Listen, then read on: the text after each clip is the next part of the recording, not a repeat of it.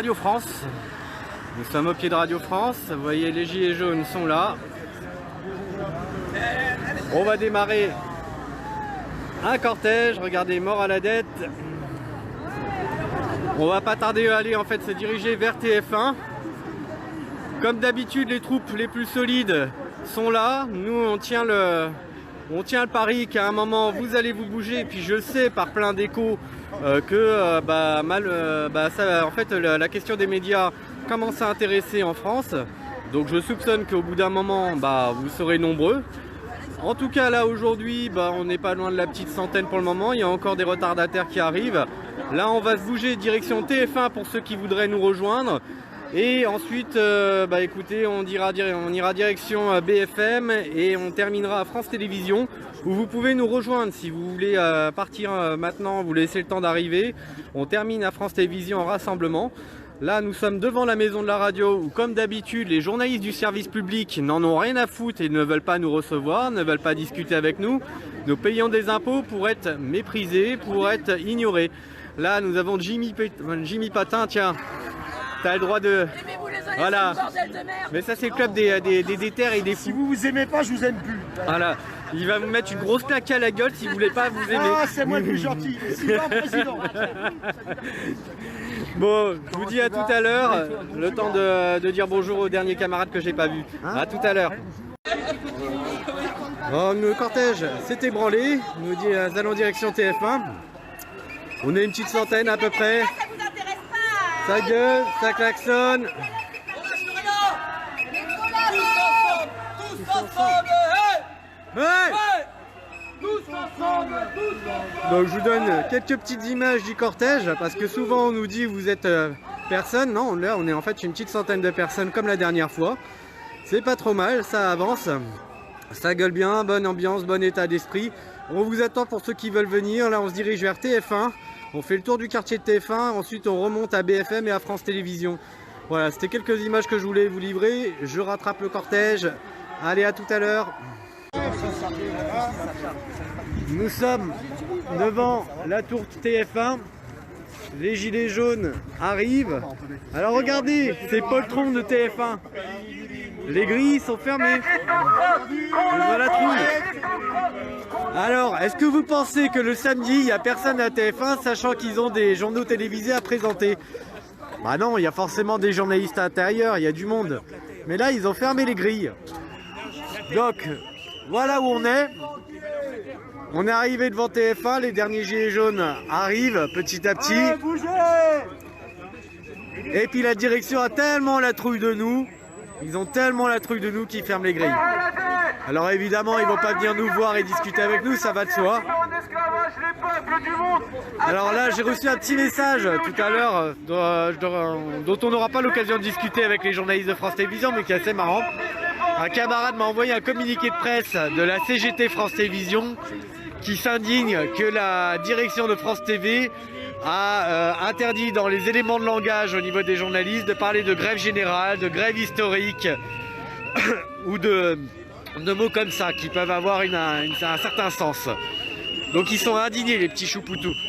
Bon, ils découvrent le fait que la direction leur impose des éléments de langage. Donc voilà où nous sommes, à TF1. On va faire le tour du quartier des médias près de TF1. Et ensuite, on va continuer direction France Télévisions où nous rassemblerons définitivement. On vous attend là-bas, c'est là qu'il faut venir. Et puis écoutez, là pour le moment, je continue d'être avec les camarades.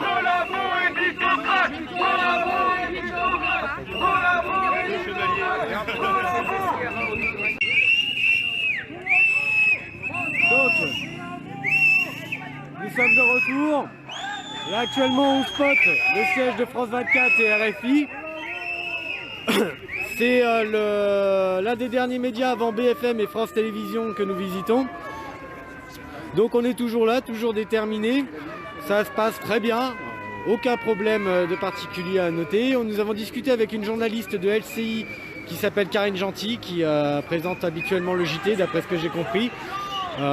Discussion ma foi assez intéressante mais trop courte, mais au moins on peut concéder que des gens de la maison TF1 LCI sont venus discuter avec nous. ce qui n'est pas le cas chez les médias publics en général. Donc, non, on ne peut pas rentrer comme ça aujourd'hui, il nous manque du nombre. Hein, justement, on voulait qu'on rentre un jour dans les médias, il faudrait qu'on soit des milliers. Parce que pour l'instant, on n'a aucun effet de surprise à faire valoir. Ils n'ont pas fermé les portes.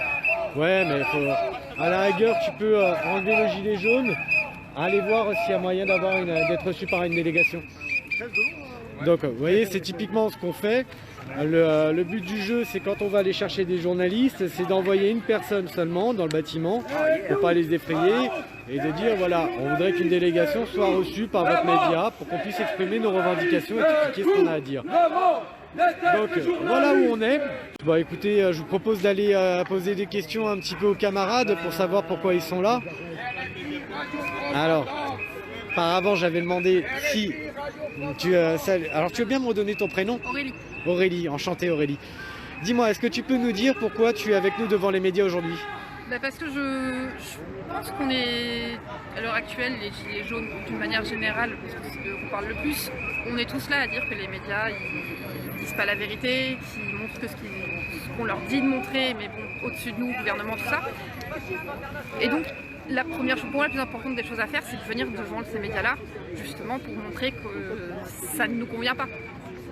C'est un peu dommage que les gens ne comprennent pas ça, qu'ils aillent tous sur les grosses manifs, foutent le bordel. Et je trouve ça dommage qu'on n'ait pas suffisamment qui viennent, mais je trouve ça important d'être là. En fait, c'est bien le côté stratégique de ces cortèges, le fait d'aller visiter les bons spots, là, tout simplement les centres de pouvoir, de propagande, exactement, etc., qui paraît logique. Ça paraît sensé. C'est dommage que... Et qu'est-ce que tu penses des médias en général, du coup? Comment dire ça de manière polie? La plupart d'entre eux sont complètement à la solde de l'État.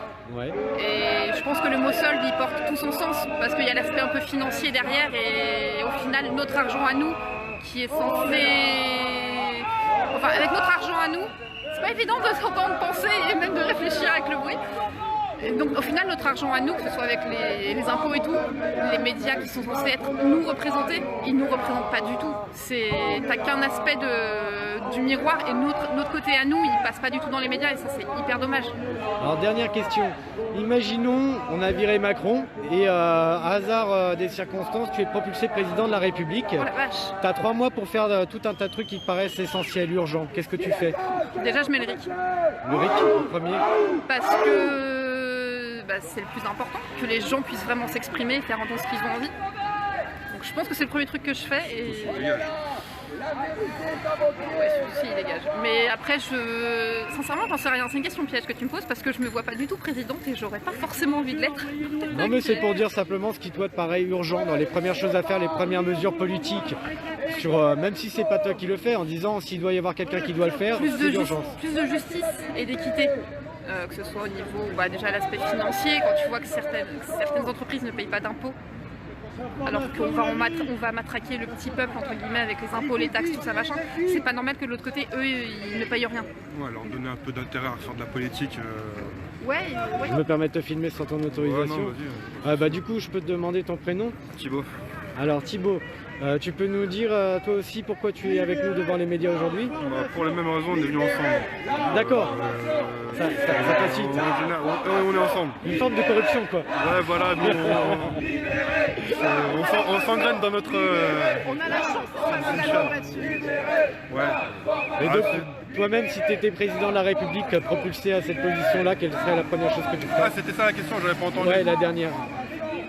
Ouais, c'est forcer tous les politiques, tout le gouvernement à faire vraiment un vrai boulot correct, quoi. Simplement, c'est faire pourquoi ils sont payés. Vous êtes favorable à la destitution de Macron? Ouais, carrément. Pareillement? Ouais, non, mais complètement. Au début, non. Au début, non, mais avec tout ce qui s'est passé... Mais vu qu'on voit qu'il est au taquet dans ses réformes, ouais. Au début, non, juste instaurer le RIC et tu vois, de leur mettre un peu des limites, parce qu'ils ont le droit de tout. Maintenant, ouais. Il y a trop de choses. J'ai changé d'avis. Il y a beaucoup de choses qui sont passées. Bah écoutez, je vous remercie pour votre témoignage. On va reprendre le cortège et puis écoutez, on aura plus de temps pour discuter à la fin. Ciao. Et faire la pègre politique et politicienne qui vous gouverne. Stade police bâillonné. Le secret des affaires. Alors, Non-accès officier, flic nous au bas, sommes devant pompiers, BFM, convoqueurs de dépôt. toujours gardé Policiers, par travaillez avec nous. une somme de Aujourd'hui, policiers et de gendarmes. C'est vraiment cet endroit qui est stratégique pour eux, hein, parce qu'à BFM, ils sont très inquiets. Voilà, les gilets jaunes sont donc devant BFM. Alors BFM, ça ressemble à rien. Je vais vous faire voir ce que c'est que BFM. Parce qu'ils osent même pas afficher leur logo. Ils ont vraiment la trouille. Ça, en fait, c'est le bâtiment Altis Media. Un bâtiment qui est vraiment semblable à n'importe quel bâtiment à la con. Ils sont en face, vous voyez ce bâtiment-là, ici. C'est le ministère des Armées. C'est là où notre état-major est situé, juste en face de BFM. Donc c'est un spot très très stratégique ici. Ce qui ne nous empêche pas de parvenir à être devant très régulièrement et puis de pouvoir interpeller nos médias. Alors comme d'habitude, à BFM, ils ne veulent pas nous recevoir.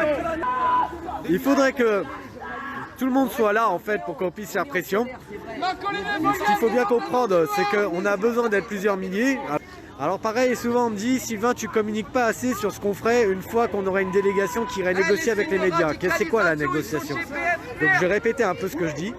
Le jour où on est suffisamment nombreux pour avoir un rapport de force qui soit réellement impactant, que les journalistes ne puissent pas faire autrement que de discuter avec nous, le but sera de négocier en fait 24 heures sur 24 de temps d'antenne, notamment sur le groupe Radio France.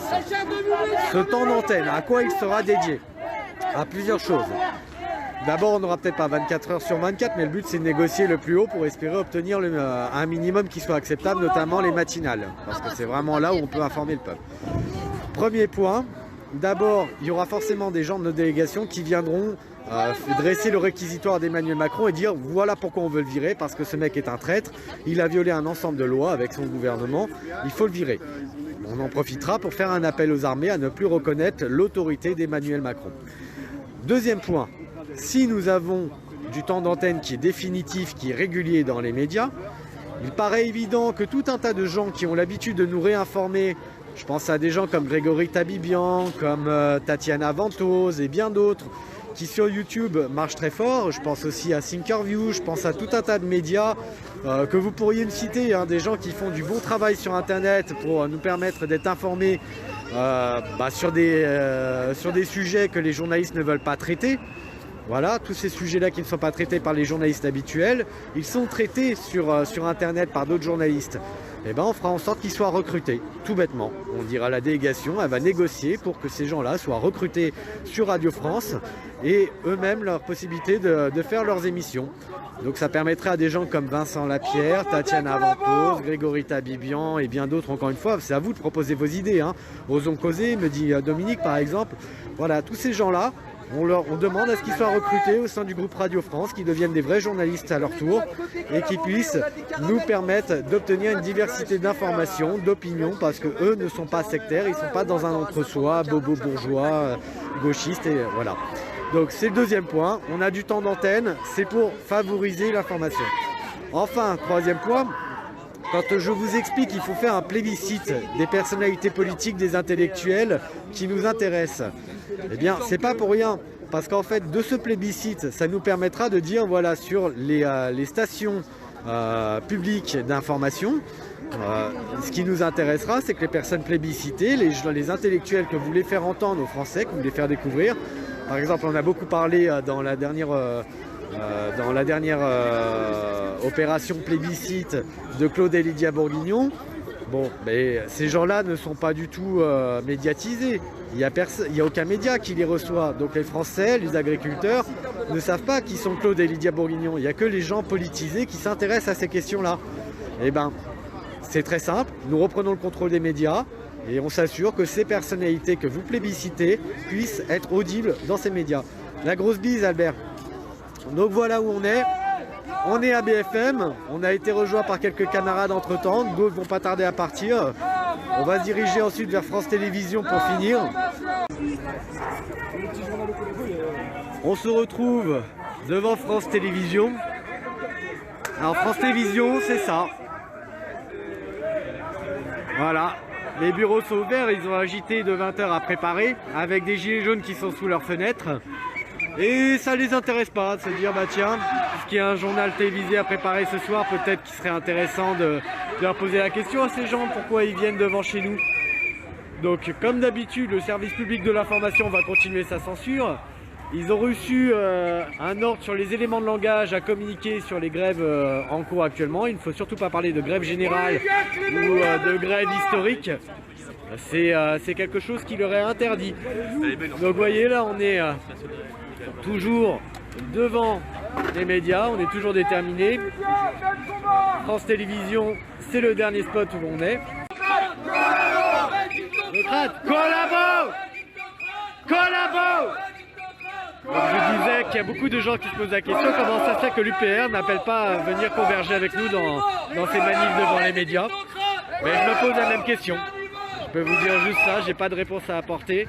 Mais c'est vrai que pour ceux qui sont partisans de l'UPR, arrêtez d'attendre que votre grand leader, votre grand gourou vous dise allez-y, parce qu'il ne vous dira pas pour tout un tas de raisons différentes. Venez, vous voulez rompre avec la censure, vous voulez être offensif avec les médias et obtenir du temps d'antenne pour votre grand leader, bah ma foi, il faut être avec nous, c'est là que ça se passe. Donc regardez, c'est physique hein, les médias, hein, c'est pas du tout une abstraction. Les journalistes ne sont pas imaginaires, c'est pas de la fumée. Ça existe, ils ont des bâtiments bien à eux, avec des studios dedans, avec des vraies personnes qui travaillent dedans. Et ces gens-là sont responsables du déclin politique de la France, du déclin démocratique. Donc vous en avez marre des chaînes de propagande, vous en avez marre réellement d'entendre le même son de cloche. Venez, le prochain samedi, le premier samedi du mois de janvier, on recommence. Combien d'entre vous seront avec nous? C'est ça la vraie question. On est là, on est là, on est là. Merci Macron ne veut pas, nous on est là. Pour la marche travailleurs et pour un monde meilleur. Merci Delphine ne veut pas, nous on est là.